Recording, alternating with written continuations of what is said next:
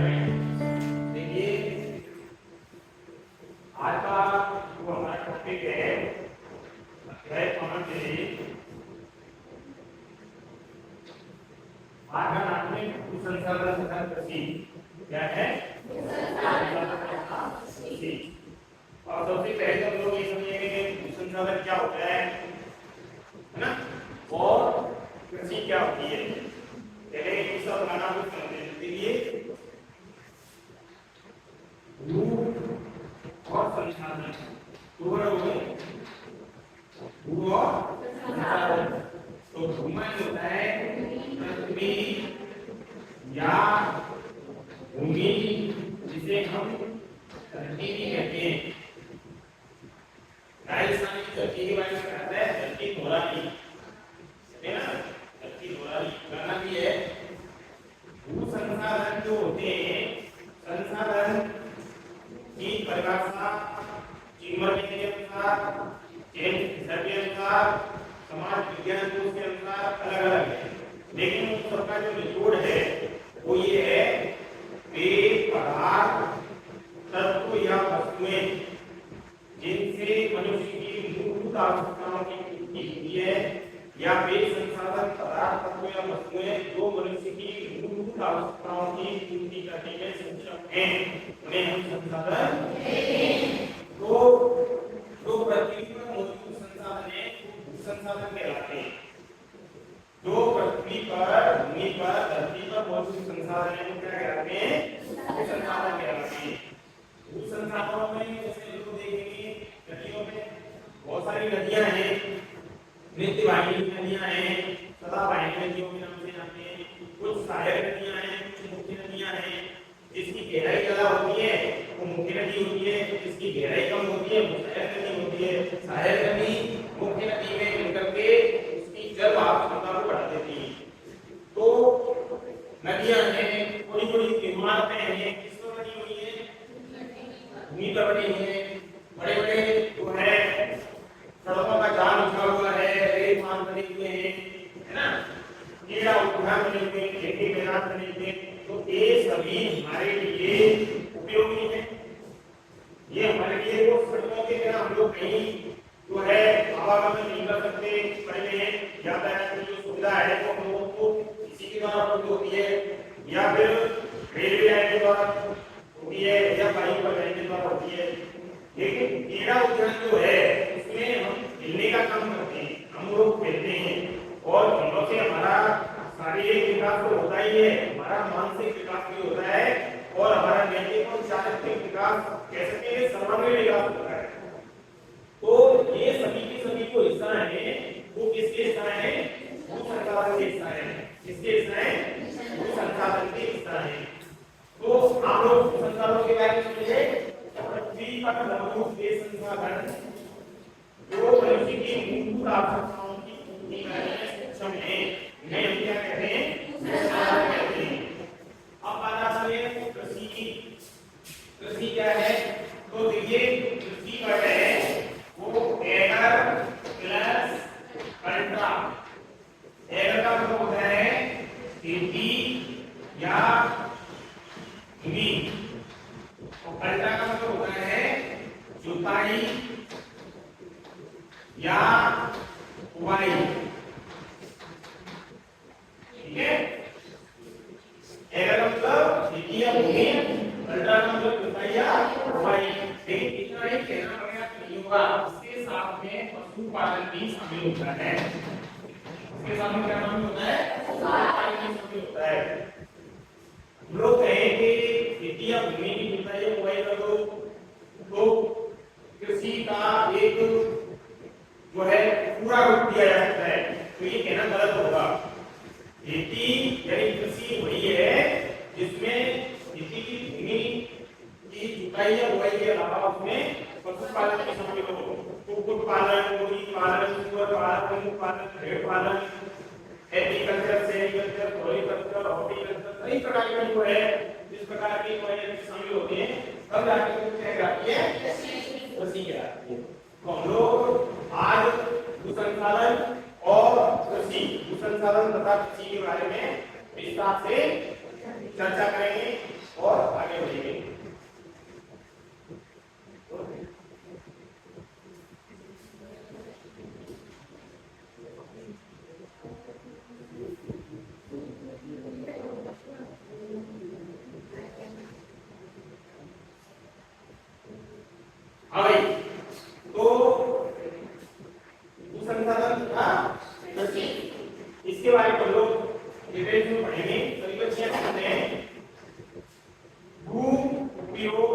वर्गीकरण। जैसे कि कृषि के बारे में जब बात चलती है तो हम खेती की बात करते हैं, खेती की बात करते हैं तो हम लोगों को थोड़ा सा खेती के बारे में हमारी फसलों की बात की आती है। अब कई बच्चियां आप लोगों में ऐसी होंगी जो किसान परिवार से होंगी, कौन किसान परिवार से, तो यह 3 4 5 बच्चियां हैं किसान परिवार से। मैं भी खुद किसान परिवार से हूँ और किसान परिवार से होना कोई बुरी बात नहीं है, और अच्छी बात है, गर्व की बात है, क्योंकि किसान ही वो लोग होते हैं जो हमारे अन्नदाता हैं। लोग 500 रहेंगे क्या, 4,000 के लोग 2,000 के 2,000 के चलने बंद हो गए, 2,000 के और बंद कर दिए हैं, और 500 का रह गए हैं। तो क्या उन लोगों को खाकर के नौकरी के नुकसान कर लेते हैं, नहीं करते ना। अन्नदाता को कहलाते हैं, तो सभी कहते हैं जय जवान जय किसान जय हिंदुस्तान, है ना।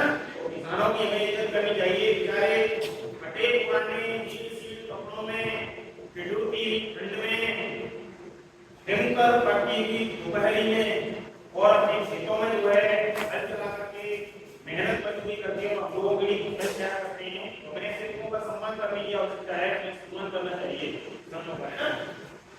तो मैं बात कर रहा था, थोड़ा सा बता देता हूँ। एक वर्ण है और वो वर्ण है रतुजा, बड़ा बढ़िया वर्ण है रतुजा। कौन सा वर्ण है, रतुजा। देखो रा का मतलब रबी की फसल, आ का मतलब खरीफ की फसल, जा का मतलब जायद की फसल, तरबूज है, पूजा, ककड़ी, जो हीरा, इस तरीके की जो फसलें होती हैं वो जायद आती है ना। तरबूज अपना मुंह पानी आ गया है। आज हम क्या बोलते हैं, रबी, रबी की बहु का नाम है रोमा। क्या नाम है, रोमा। रबी की बीवी का नाम क्या है, रोमा। तो अक्टूबर में बोई जाती है, मार्च अप्रैल में काटी जाती है। रबी की फसल अक्टूबर में बोई जाती है, मार्च अप्रैल में काटी जाती है। फिर एक महीना का खेत लेके अभी दे दो, फिर एक 2 महीना का खेत लेके अभी दे दो। बड़ा आसान है इस चीज को समझना। एक चीज समझ ली तो उसके बाद में फसलों का क्रम जो है चलता रहेगा। आप लोगों ने देखा है कि जो खरीफ की फसल है, खरीफ का मतलब क्या होता है, बाजरा वगैरह, मक्का वगैरह ये बोई जाती है।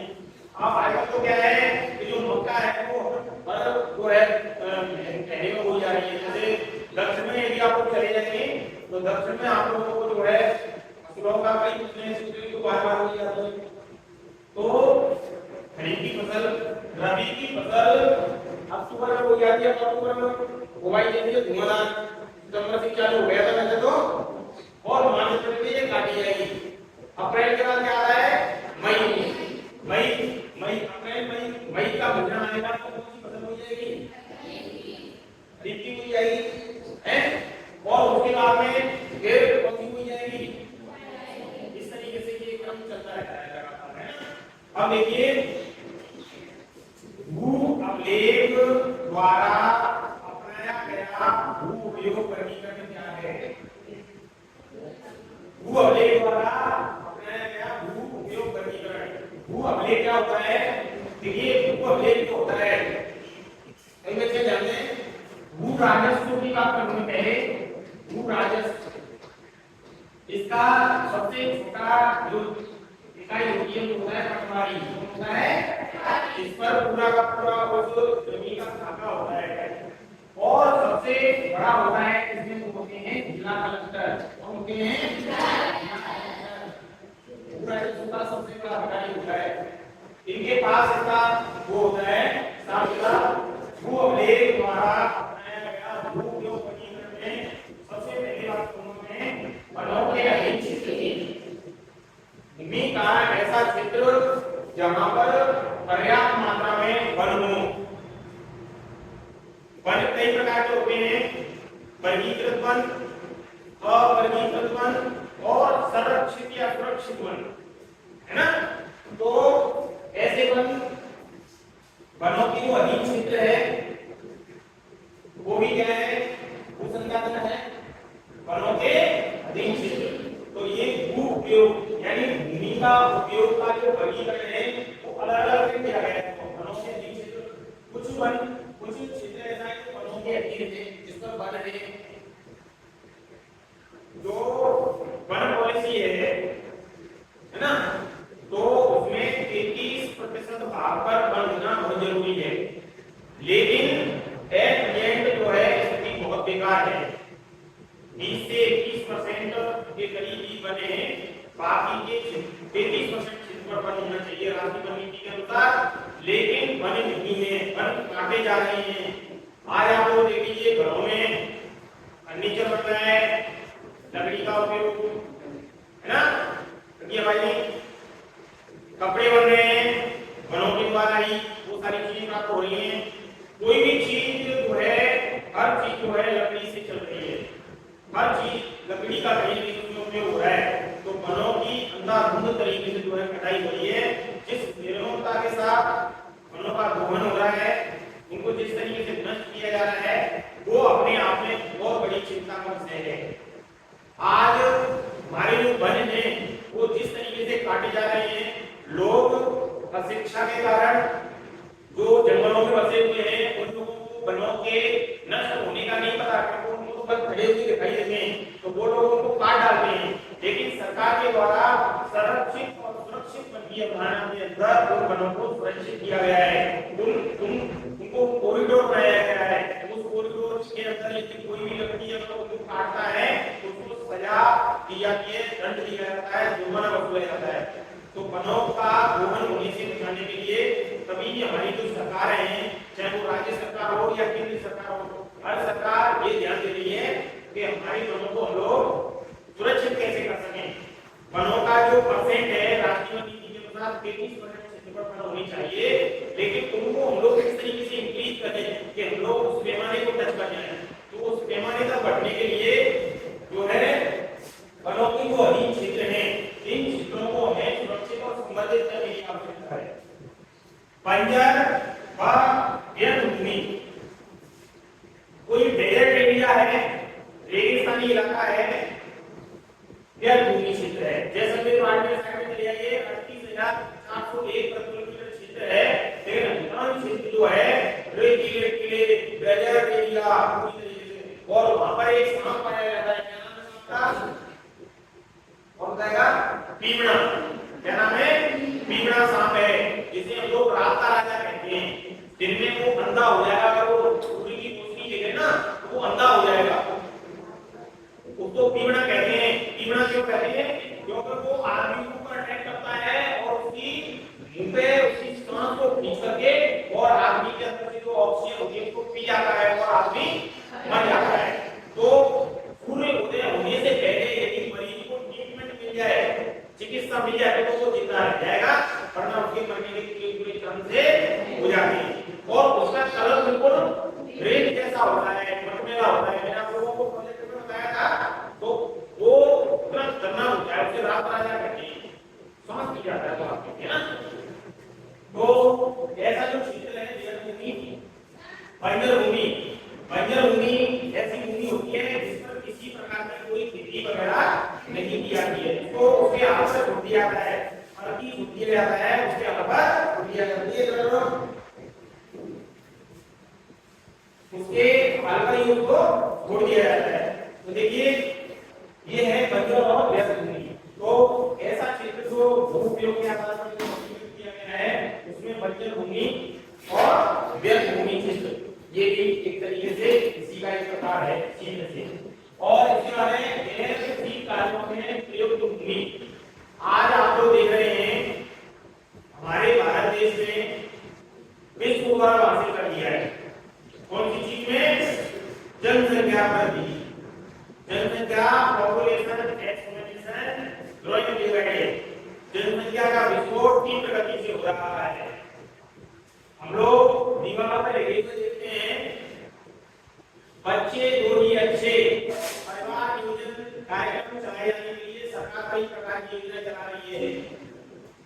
बच्चों को अगर एक परिवार है, एक परिवार में अगर 2 बच्चे होंगे, पापा जी यदि एक सेब लेकर के भी आएंगे तो एक सेब के 2 टुकड़े करके, एक लीची को एक गोलू को दोनों को बांट के उसका देंगे। लेकिन अगर 5-6 लड़का लड़की ले तो एक सेब के कितने टुकड़े होंगे? 5-6 टुकड़े होंगे। और वो छोटा वाला रहेगा नहीं, पापा मैं है ना, तो पापा क्या करेगा बेटा मुझे, है ना। कितनी समस्या आती है उनके लिए, कपड़े लाना, उनकी शिक्षा की व्यवस्था करना। तो जनसंख्या वृद्धि की जो समस्या है, बहुत सारी समस्याएं हैं, बहुत सारी समस्याएं हैं। तो इस तरीके से ये समस्याएं हैं, इन पर हम लोग अंकुश लगाने के लिए क्या करें? तो इसके लिए सबसे बड़ी आवश्यकता है कि लोग शिक्षा का प्रचार करें, लोगों को जागरूक करें, और जब जागरूकता होगी तो निश्चित रूप से इस चीज पर अंकुश लग सकेगा। कई गैर कृषि कार्यों में प्रयुक्त जो भूमि है, मैं इसकी बात कर रहा हूँ, ये गैर कृषि कार्यों में प्रयुक्त भूमि है। तो लोग आजकल जनसंख्या बढ़ने के कारण कृषि जो का आकार कम हो गया, जो भूमि पर वन होने चाहिए थे उस भूमि पर वन नहीं रहे। अब वन कहां पर आ गए? वन को सिमटते जा रहे हैं और औद्योगिक जो एरियाज हैं, इंडस्ट्रियल एरियाज हैं, मशीनरी जो है सब की जा रही है, कारखाने खोले जा रहे हैं, बड़े बड़े बहुमंजिला इमारतें बनाई जा रही हैं। हम लोग अपनी सुख सुविधाओं के लिए कई प्रकार की जो है इमारतें बना रहे हैं। तो ये चीजें कहीं ना कहीं इस बात की ओर इंगित कर रही है कि गैर कृषि कार्यों में जो भूमि है वो निरंतर रूप से क्या होती जा रही है? इंक्रीज होती जा रही है, बढ़ती जा रही है। बेटा इसमें कुछ नहीं रखा है, इसमें कुछ नहीं रखा है, जो उसमें लिखा है उससे ज्यादा ही होगा।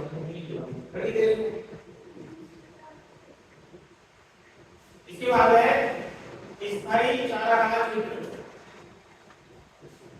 पशुओं को चराने के लिए कई चारागाह विकसित किए गए हैं, जहां पर पशु आराम से जो है चर सके, घूम सके, विचरण कर सके और आराम से जो है अपना आहार विहार कर सके। तो उसके लिए स्थायी चारागाह क्षेत्र विकसित किए गए हैं। तो स्थायी चारागाह क्षेत्र में भी जो भूमि है उसका यूटिलाइज किया गया है और विविध फसलों और फसलों के अंतर्गत क्षेत्र, विविध हमारे एक प्रकार के तरुण के पेड़ और फसलों के लिए और उपवनों के अंतर्गत कई सारे जो गार्डन हैं वो डेवलप किए गए हैं, जिसमें हमारे लिए आप अपने गार्डन के अंदर जो है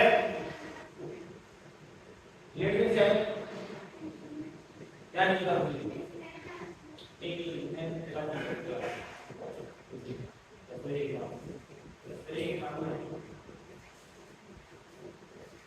विभिन्न तरुण फसलों व उपवनों के अंतर्गत क्षेत्र, अनेक प्रकार के जो पेड़ हैं, फसलें हैं और कई प्रकार के जो बगीचे हैं। हर आदमी अपनी इच्छा अनुसार अपने वन जो उपवन है, छोटे छोटे बगीचे को डेवलप करना पसंद करता है। कोई अपने गार्डन में किस तरीके के पेड़ लगाता है, किस तरीके के लगाता है, एक जैसे नहीं लगाते। तो इनके अंतर्गत जो क्षेत्र है वो भी इसी में है, संसाधन में ही है, ठीक है ना। इसके बाद है कृषि योग्य व्यर्थ भूमि। कृषि योग्य व्यर्थ भूमि, पहले हम इस चीज को समझें कि कृषि योग्य व्यर्थ भूमि क्या होती है। व्यर्थ माने जो बेकार होती है, और क्या है कृषि योग्य भी है लेकिन कैसी है? व्यर्थ है। तो इसका मतलब है कि 5 वर्ष या इससे अधिक समय तक अगर कोई भूमि 5 साल या 5 साल से अधिक समय तक यदि कृषि नहीं की गई उस भूमि पर, 5 साल या 5 साल से अधिक समय तक यदि किसी भूमि पर खेती-बाड़ी नहीं की गई है, उसको उसके हाल पर छोड़ दिया गया है। परेशान हो जाती है ना आदमी, कोई भी परेशान हो जाता है तो वो क्या कहता है? भगवान के लिए है ना, पति छोड़ो मुझे। तो 5 वर्ष से अधिक समय तक कृषि रहित कोई भूमि है उसे कृषि योग्य व्यर्थ भूमि के नाम से समझे। इसके बाद में वर्तमान प्रतिभूमि। वर्तमान प्रतिभूमि वो है 1 वर्ष या कम समय तक यदि कोई भूमि कृषि रहित रही हो तो उसे वर्तमान प्रतिभूमि कहते हैं। वर्तमान में जो समय चल रहा है तो 1 वर्ष या उससे कम समय तक ही जो है भूमि व्यर्थ रही हो, प्रति रहित रही हो, है ना, मतलब कृषि रहित रही हो, तो वो भूमि क्या कहलाती है? वर्तमान प्रतिभूमि। 1 वर्ष या कम समय तक कृषि रहित यदि कोई भूमि रही है तो क्या कहलाती है? वर्तमान प्रतिभूमि।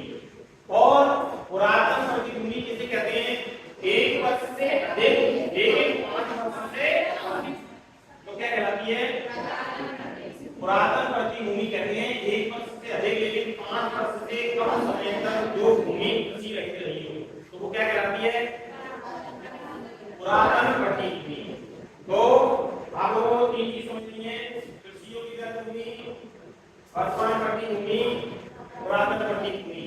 आप लोग कृषि योग्य उद्यान भूमि की बात है तो 5 या 5 से अधिक समय तक कृषि रहित रहियो। वर्तमान वाली 1 या 1 से कम समय तक जो है कृषि रहित रहियो और 1 वर्ष से अधिक लेकिन 5 वर्ष से कम समय तक जो है कृषि रहित रहियो। ऐसी भूमि को पुरातन पट्टी भूमि। और निवल बोया गया क्षेत्र तो वह भूमि जिस पर फसलें उगाई जाती हैं और काटी जाती हैं।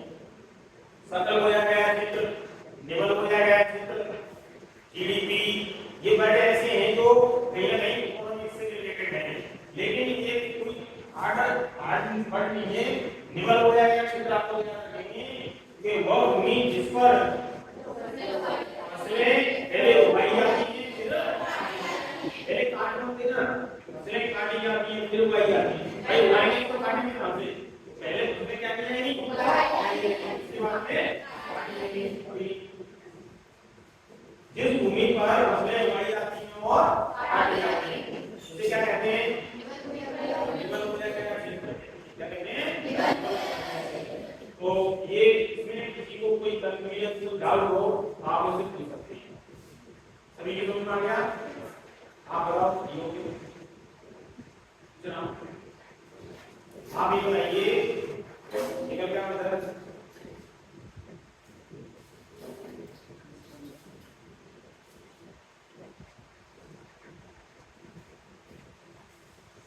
ये एग्रीकल्चर का मतलब समझा उसी का मतलब समझा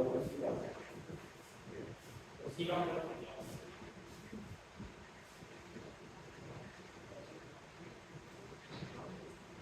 से आप क्या सकते हैं ये मैंने कृषि मैं क्या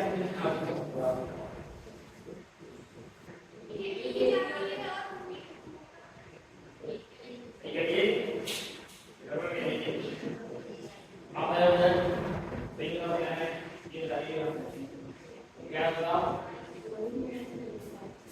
कौन बताएगा कोई है जो बता सकती है बताओ मेरी आगे बता बड़ा सही सही क्या है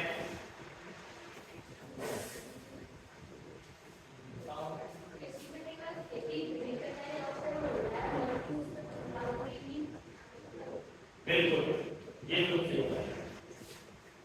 एग्रीकल्चर का मतलब खेती की जुताई या बुआई नहीं होता, उसके साथ साथ उसमें पालन भी शामिल होता है। तब जाकर वो खेती कहलाती है एग्रीकल्चर। एग्रीकल्चर इंग्लिश वर्ड है एग्रीकल्चर, हिंदी में कृषि है, लेकिन दो वर्ड में शुरू करना है खेती या भूमि की जुताई या बुआई, लेकिन इसके साथ में पशुपालन भी शामिल होता है। बराबर? आप आओ इधर एक तो सही कितना समझ में आया है? ये समझ में आया है कि नहीं है? बताओ इनको आप ये बताओ कि निवल हो जाए अभी बताया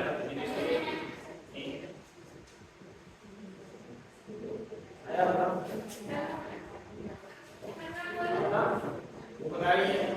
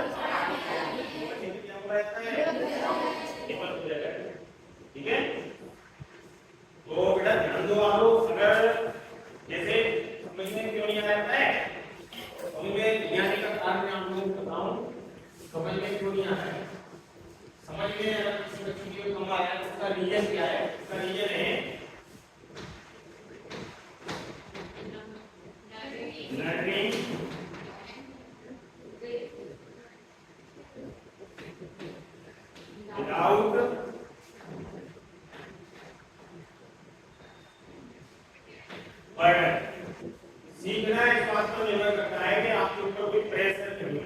अगर आप लोग ये चाहेंगे कि मेरे सर जो पढ़ा रहे हैं वो सब चीजें तुरंत दिमाग में आ जाए, बटन डाल के पढ़ोगे तो वो समझ में नहीं आएगा, इसलिए आप बटन डाल के नहीं पढ़े। आप लोग बिल्कुल मस्त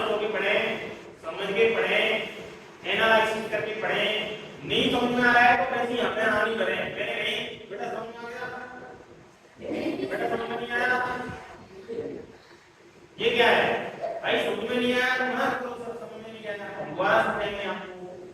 एक तो होता है ट्यूशन, एक होता है ट्यूशन, है ना। ट्यूशन पूरी प्रारंभ में आप लोगों को, मैं आपको फ्री क्लास दे रहा हूँ तो वो ट्यूशन प्रारंभ, ट्यूशन आपको जो चीजें क्लास में कई बच्चियां लेट हो जाती हैं, कोई बच्ची पढ़ने नहीं आती, तो ऐसी बच्चियों को मदद मिल जाए। कोई बच्ची जो पढ़ना चाहिए उस सिलेबस से वंचित न रह जाए, मेरा ये उद्देश्य है। मेरा उद्देश्य ये नहीं है कि मैं आप लोगों को जबरदस्ती, अगर मैंने किसी के साथ जबरदस्ती की है कि आप नहीं आओगे तो ये करूंगा, सही नहीं है भाई, आपकी सुविधा के लिए आप लोग आराम से पढ़ें। जो आज पढ़ाया है उसको एक बार करते रहे, पढ़ेगा समझ में आएगा की बात, ठीक है। मैं ऐसे ही समझा करके लेता